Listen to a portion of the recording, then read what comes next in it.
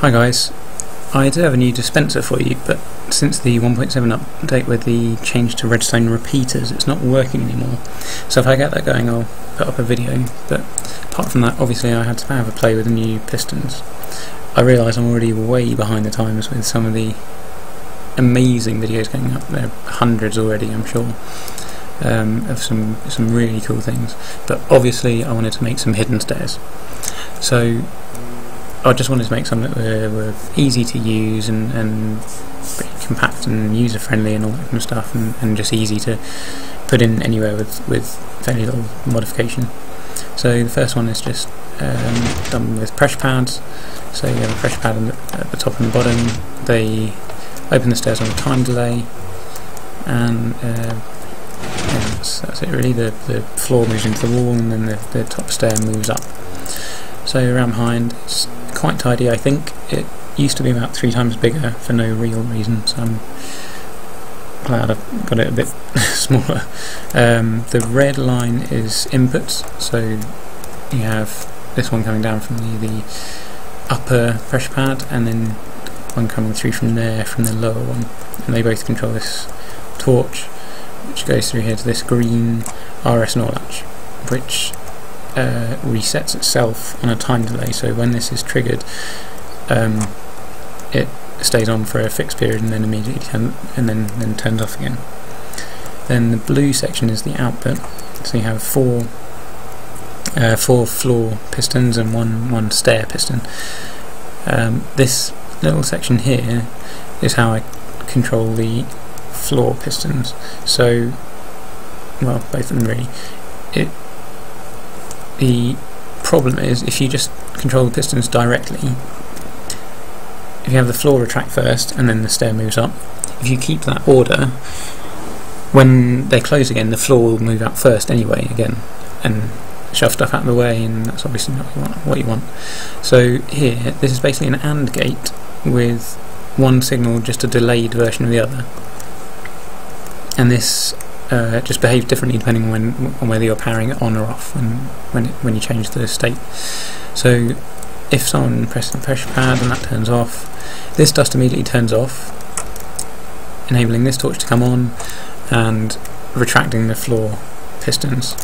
And then after this delay has gone through, the stairs will move up.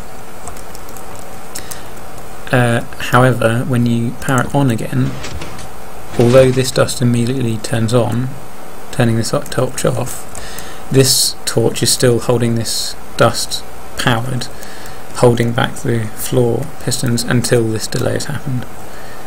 And then once that delay has happened, although the floor pistons can then retract, the timing is such that this piston will retract first. So the stairs will always retract before the floor moves out again. So that's how the timing works. The other version, I wanted to create one that was completely invisible, and so I used a video idea I saw in a video the other day by a guy called Vice5. I think I'll put the video link up in the description, where he had a secret doorway powered by a torch placement on the wall. So you place a torch on the wall, go inside, and then press a button, and that would release some water from higher up, which would knock the torch away. Really cool, really slick, and very effective.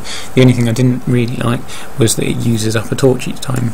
So instead I just made it so placing the torch visibly does nothing, and then removing it is what triggers the stairs to open. And then you just have a pressure pad on the inside again to leave. So around the back, very similar. I think it's about 2 blocks wider, it's not really any bigger. And the important bit is this bit.